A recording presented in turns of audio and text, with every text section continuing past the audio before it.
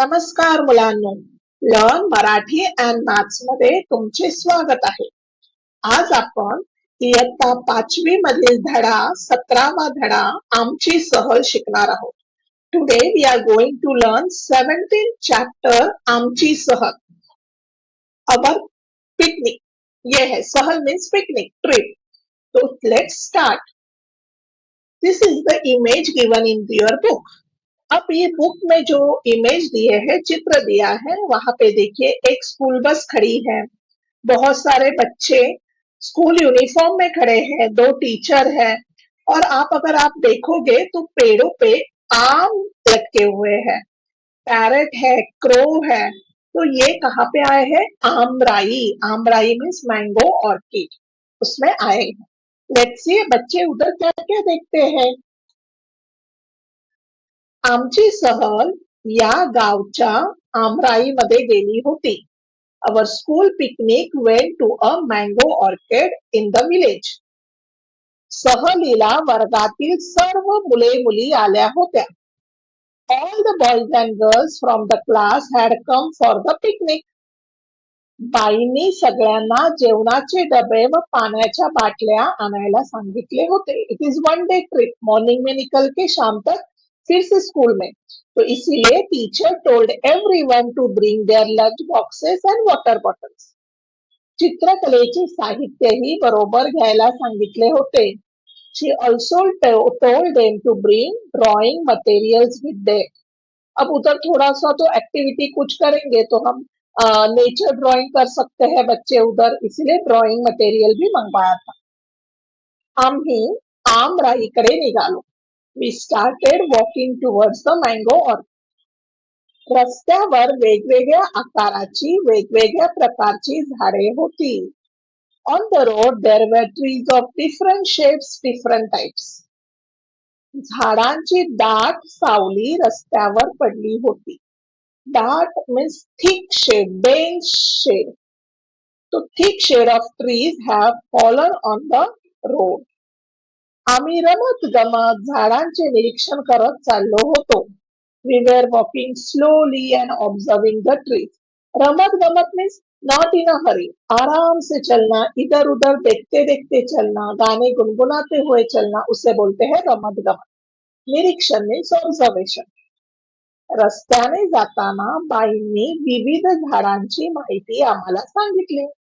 While going on the way, the teacher told us information about the different trees. Okay? अब ये है इसका Hindi translation. आप Hindi translation भी कर सकते हैं.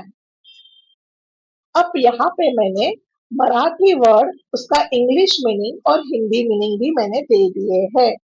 सहल, आमराई, वर्ग, मुलं मुली, डबे, बाटल्या, साहित्य, आकार, प्रकार. ओके, आप ये गो थ्रू कीजिएगा.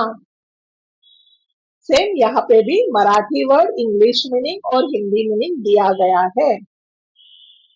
अब नेक्स्ट स्लाइड करते हैं. आमराईमध्ये आम्ही सकाळी 11 वाजता पोहोचलो. We reached the mango orchard at 11 o'clock in the morning. तेथे आंब्याची खूप झाडे होती. There were many mango trees there. ती ओळीने लावलेली होती. They were planted by grandmother नहीं होना चाहिए. They were planted in the rows. इधर grandmother आ गया है गलती से. They were planted in a proper rows. मी बाईंना विचारले, बाई याला आमराई का म्हणायचे?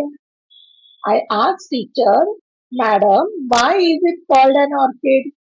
देखो, अब बाई means teacher. मराठी में अब बाई means a respectable lady. तो उसने पूछा, बाई, madam, why is it called as orchid?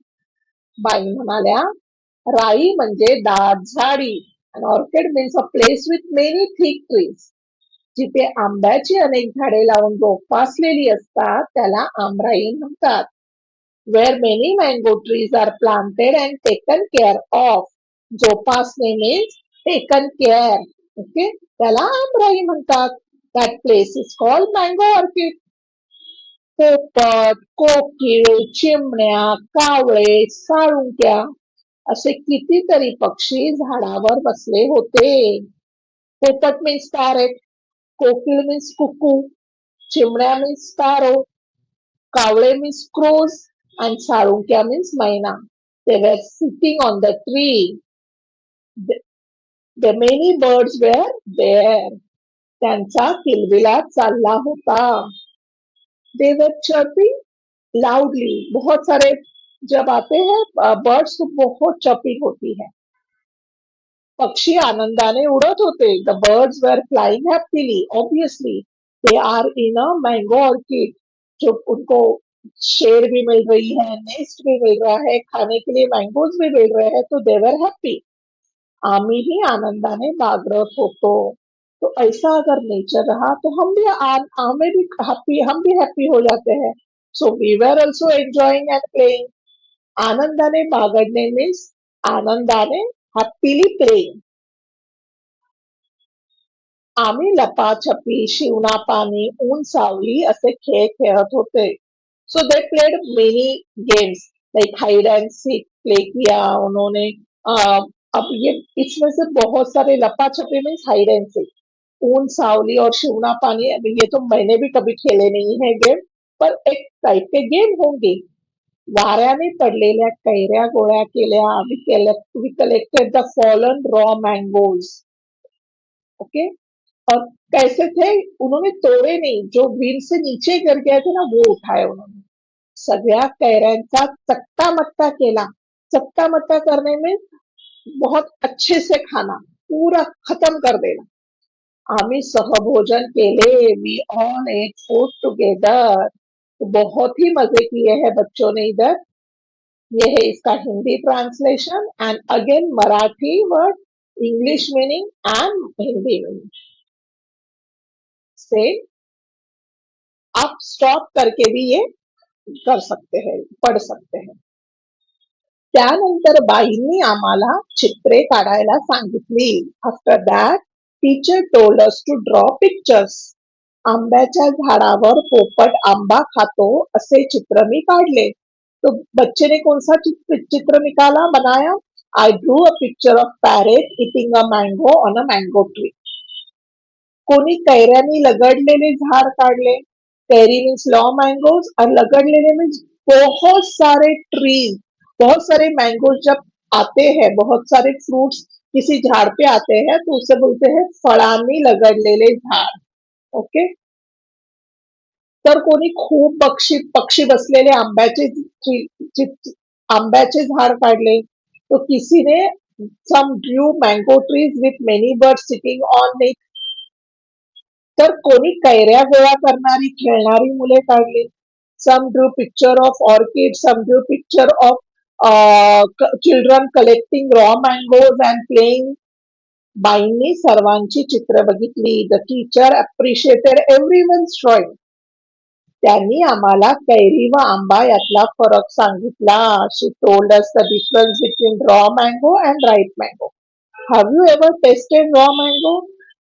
बहुत ही अच्छा लगता है. रॉ मैंगो से पिकल्स बनते हैं, चुंदा बनता है, कैरी पना बनता है. बहुत ही एक्सलंट टेस्ट होती है.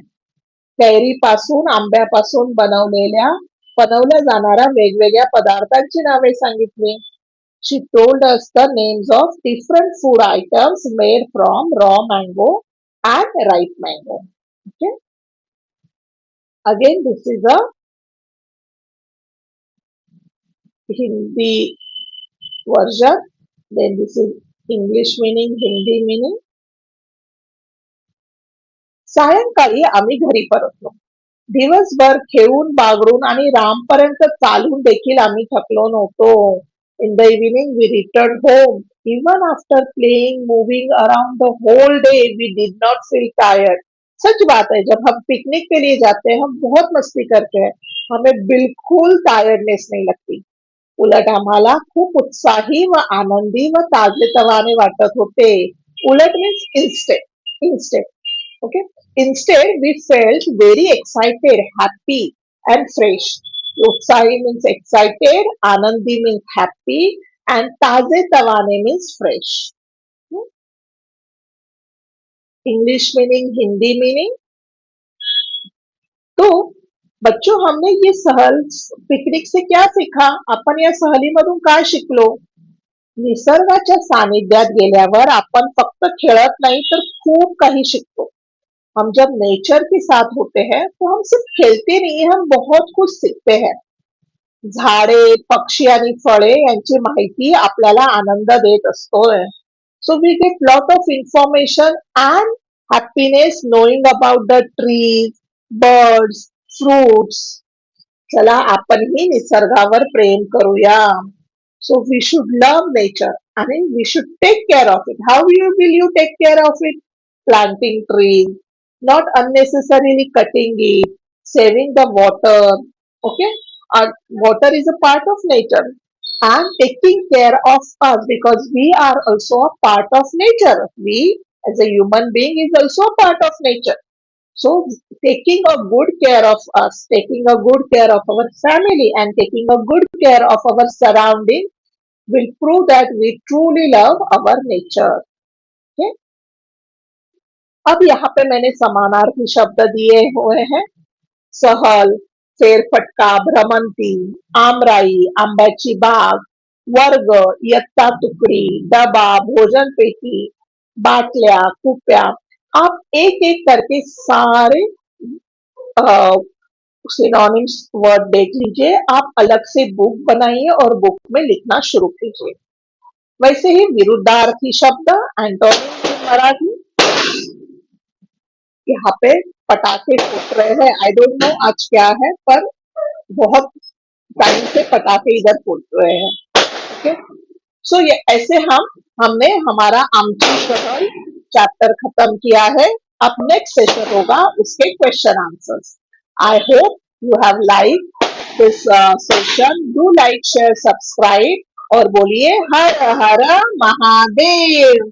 अब मैं जाके देखती हूँ पटाखे क्यों फूट रहे हैं. Bye bye.